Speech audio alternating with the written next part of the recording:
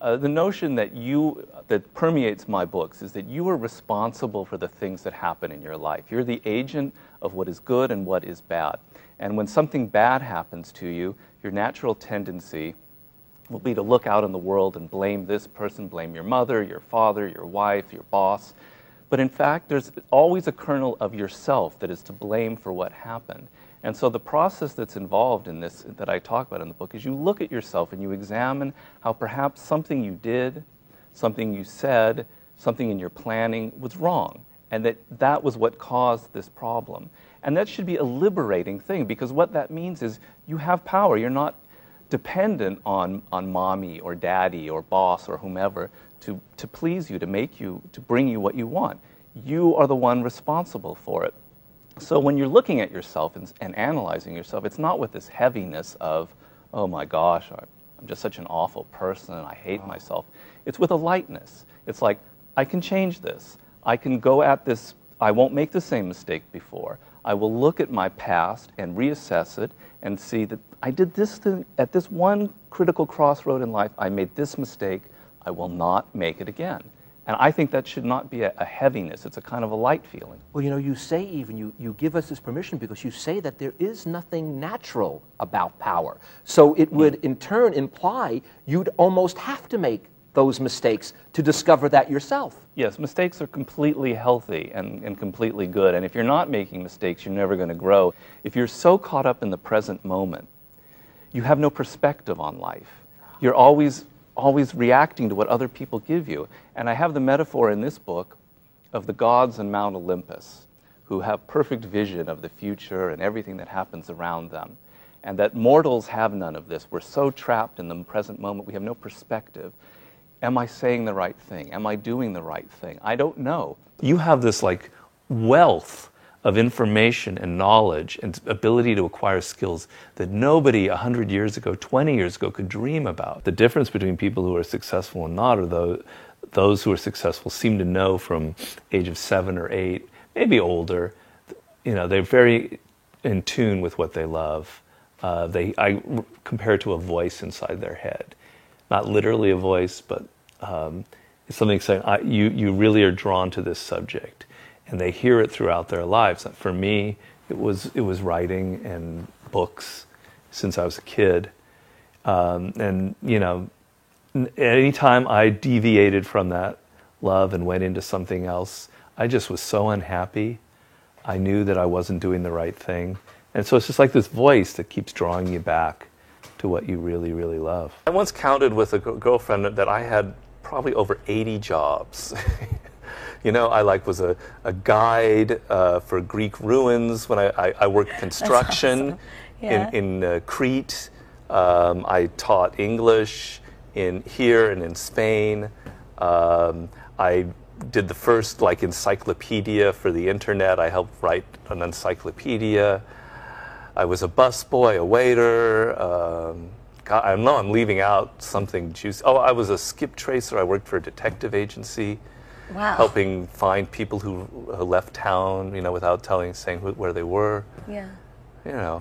But all those things, if you think about it, helps because it's like doing research for a book. Well, the thing about being a writer is that you have to be interested in people and life. And so I'm always wanting to know what it's like, what it's like to be Shira. Would you want to know? Yeah, I really would. Because then, if I really knew what made Shira tick, then Shira would become a character in my next book.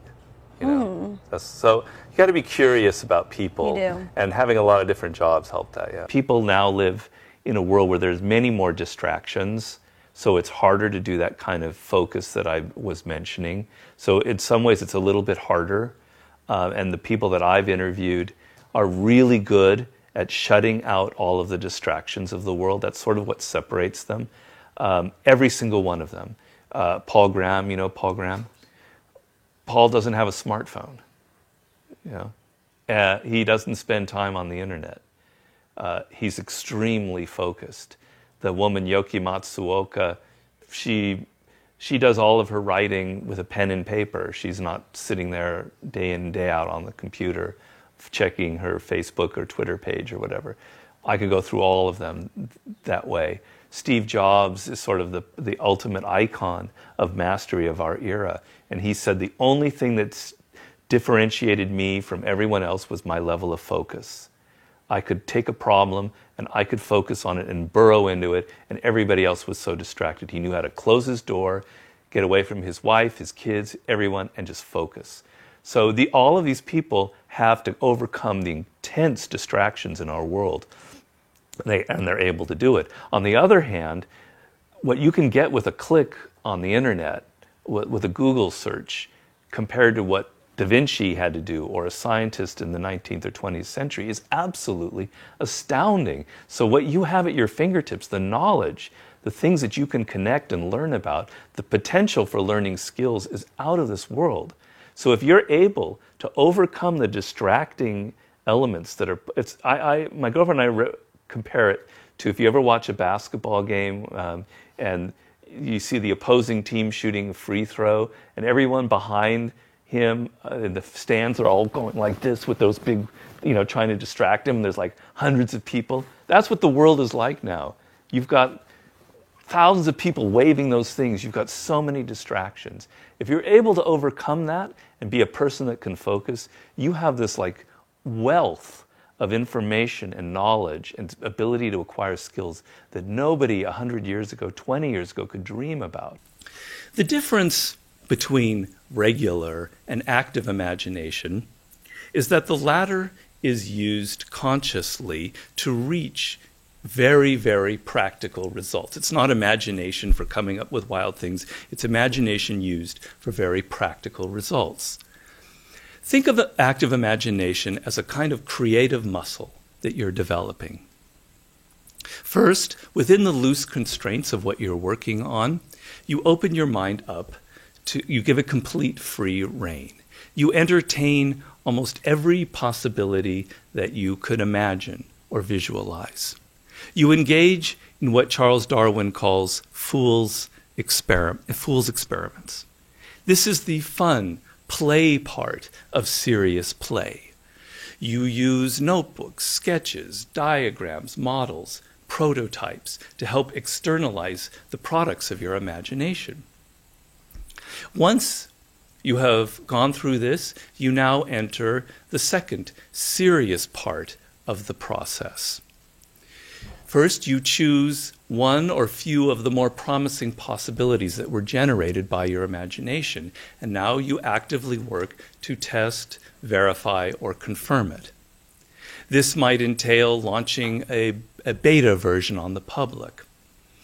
Once you have feedback, you now go back into the first part of the process in a shortened form, using your imagination to perhaps take what you have into an even better and higher form, circling constantly through this process in shorter and shorter cycles until you've got something that's both incredibly imaginative and incredibly realistic and practical. By developing this, by going through this over and over and over again, you will develop your imagination into an incredibly powerful creative muscle. What really impressed me with someone like 50 is he grows up in a world without any parents. I mean, it's a hard thing to imagine in life, but try for a moment, put yourself in those shoes. He never knew his father. To this day, he doesn't know who his father is. His mother was murdered when he was 8 years old. She was a hustler. His grandparents take him in, but they have 9 other kids that they're looking after from various different extended families. So he's basically has no parental supervision from the age of 8, and even before then he had very little. And so he has to find and discover everything for himself. He can't depend on other people to give him anything. They won't give him money, they won't give him clothing, they won't give him education. And so he on his own, as if that metaphor of being on a desert island is his life. He's on a desert island. He has to develop everything for himself, and he does. And that is what has made him a person of incredible power now. He doesn't feel dependent on anybody or anything. He knows that if anything goes wrong in life, he has the resources within himself to find the right answer. And so I think this is an idea that applies to an individual. It applies to a company, to a leader, to a CEO. It applies to relationships. Self-reliance is, to me, the most, if you're going to develop anything in life, that has to be it. That's the most important skill. Learn to embrace uncertainty and chaos. Life is inherently chaotic, and it doesn't fit into our tidy formulas. Not only does this not make you anxious, but you find chaos and uncertainty deeply exciting and stimulating. Slowly adopting this as an overall philosophy will naturally loosen the mind up and give it greater creative flow. You will naturally consider more options and possibilities. The way to transform yourself is through your work. Now, I know this runs counter to our prevailing cultural prejudices. Work is too ugly, too boring, too banal.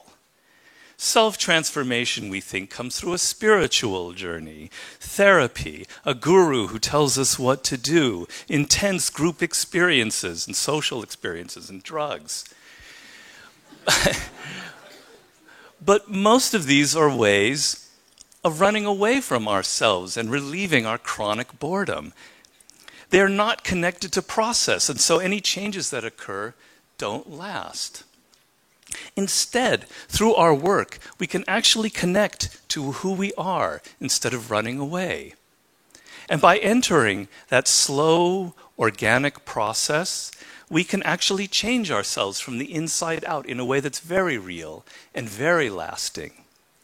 This process involves a journey of self-discovery that can be seen as quite spiritual, if you like.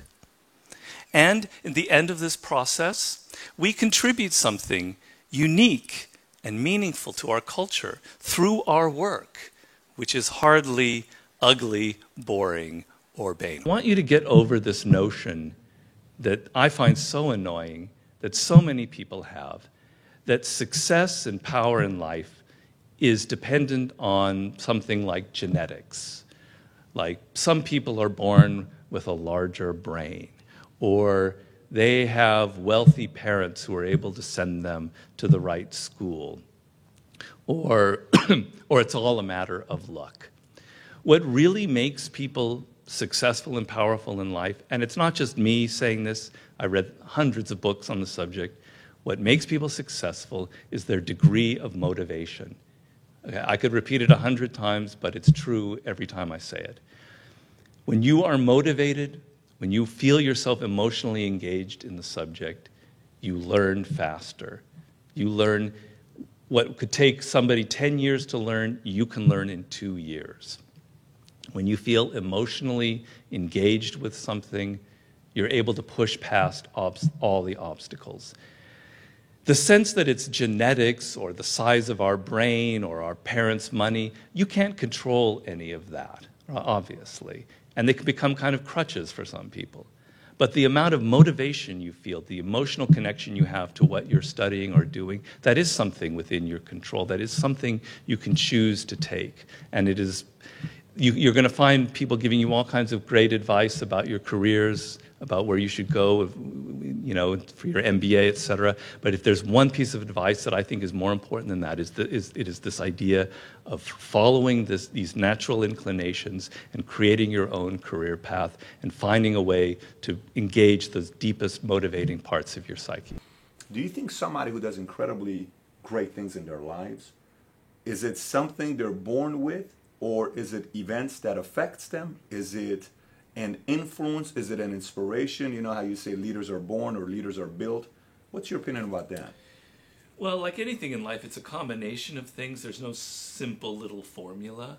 So first of all, genetics definitely play a role, and I talk about it in Mastery. So why am I attracted to books? Why is Tiger Woods drawn at the age of 12 months or 14 months attracted to golf, et cetera, et cetera? There's a genetic reason for that. There's something about the way your brain is wired. There's a great book, I think it's Howard Gardner, called The 5 Frames of Mind. I don't know if I'm quoting it correctly.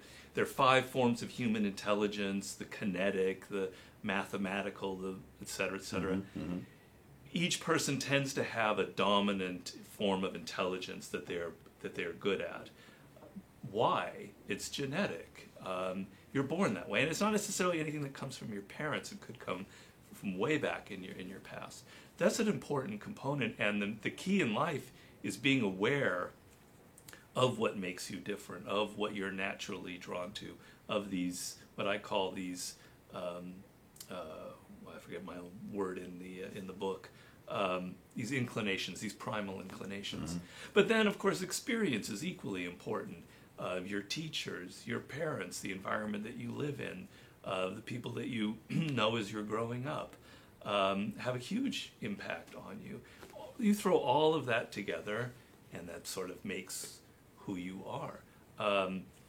If I hadn't met Joost Elfers when I was 35 years old, the man who ended up packaging the 48 Laws of Power, I could have all the knowledge and brilliance or wisdom about power, but I would have never written the book because I met him. So luck enters. You had no plans of writing a book at all? Not really, no. So luck enters into the picture. You know, there's an element of luck. You don't choose your parents. You didn't choose that you were born in Iran. All these other things come together, and you know, so obviously initiative and effort and something inside of you and willpower is the most important thing, your level of persistence, not anything intellectual. But then there's an element of luck and blind chance and genetics that come in and play an important role. There was a bit where you talked about how society really shelters us from actually going out and developing our natural abilities, or thinking for ourselves, becoming more resourceful. You know, we live in a society that really values comfort above all else. You're sick, Right. jump to medicine. You know, you're hungry, it's like quick fix of food. And, you know, we're looking for all these little shortcuts or ways where we can just sit back and do nothing. And we think it helps us, but in reality it just kills a lot of our just abilities or that trust in our faculties in a way. So if we could kind of talk about that and then kind of see where it goes from there. Well, you know, the image of the hustler, kind of the archetype, is a really American thing. It's not. I've always wondered, does it exist in other cultures? I've seen sort of little examples of it in the past, but it's really kind of a quintessential American thing. We can look at it in the 19th century, where the kind of that pioneer Yankee spirit, and people were starting to be called hustlers. It was sort of fascinating. Card sharks, con artists, people like that. And then, you know, obviously, like, African American culture pretty much took over the word, and it became associated with, you know, the kind of the drug dealing, street culture in the East Coast. And when I did the book, you know, I did the 50th Law. It was co-written with 50 Cent. Yeah. And he obviously was a hustler, a drug dealer, starting at the age of 9 in Queens, New York. So I was sort of, in that book, I really wanted to get deep inside the mentality, like what makes a hustler a hustler. And the sense of it is the sort of pressure is on you. You want to make money. It's really about money more than anything else. You know, there's power, obviously, that comes with money. You desperately need to get this money however you can, and your options are extremely limited. You know, you're not going to go to a bank. You're not going to become a doctor, a dentist, or anything like that. You can basically deal drugs, maybe become a rap artist, and so you've got this insane pressure on you. As you know, 50 put it very elegantly, get rich or die trying. You know, it's either you die getting there or you make it. And that kind of spirit creates, and obviously in very intense motivation, a lot of energy, and as you put it, a sort of a resourceful spirit. Like, what can I do? You become very creative with the little that you have. And so, you know, you look at someone like 50 or that type, and you look at the 19th century, and you see that people that energy comes from people who don't have a lot in their life. And, you know, for a lot of Americans and people who have comfort, who grew up in a middle class to upper middle class environment, they don't feel that kind of pressure. And so the difference would be, Are you someone who's like waiting for things to happen to you? Are you waiting? You have a sense that you deserve great things in life, and people should be giving you what you need, that you're entitled to things. So you're waiting for the great job to happen. You're waiting to get in the good school, get the degree, and you're hoping for things to happen to you. And the hustler spirit is the opposite. You're not waiting for anything. You can't wait, because the more time that passes, you know, you're going to be in a bad place. You're going to get shot by the police. You're not going to live very long. You have a short life. So you're not waiting. You're out there actively making things happen for yourself. And that active spirit of making things happen for yourself is incredibly powerful. If you have that attitude, like I'm just going to do whatever it takes to make it, you're going to create the kind of circumstances that I told you this was the moment here. Thank you, Vera. Thank you. You know, you're going to have a chance to kind of create the circumstances that you desire. So, you know, I talk in the book, 50 he's just got shot, and looks like his life is over. No record label will come near him. He's a drug dealer who's got too much past. His life looks like it's finished. And he says, no, fuck you. I'm not going to let this be the end of me. I'm going to take whatever I can do. And he launches this insane mixtape campaign on the streets. And so, you know, the question is, why can't everybody have that kind of energy? There are plenty of people in life who have that sort of hustler mentality, who weren't raised in the ghetto, who weren't drug dealers, who become extremely successful, who have that kind of entrepreneurial spirit that we associate with America, that get things for themselves. And as you say, they're not like looking for shortcuts. They're not looking for the junk food type mentality. They're got this incredible drive. And, you know, if you're hungry for power and you're hungry for money, you become realistic and practical, and you know that it only comes through extreme hard work. And I think it was surprising for people to look at the 50th Law, where we talk a lot about 50's background, how hard the guy works. You know, he's not someone who's living off the bling, who's just, you know, okay, I can make good songs and I have these other skills. He works insanely hard, this guy. He's always hustling. So, you know, the thing is, do you feel that pressure? Can you manufacture that pressure? Or do you feel like, oh man, I've got 10 years and I'll figure it out in 10 years. Something good will happen. My dad will help me. My mom will help me. The government will do something for me. Or are you feeling like, no, man, I got to make it happen? That's the difference. You know, for someone like him, it's created by his environment because he has no other choice. For you, if you don't grow up in it, it's created by you, your spirit, by your mentality. And so that's a book about how you can create that mindset.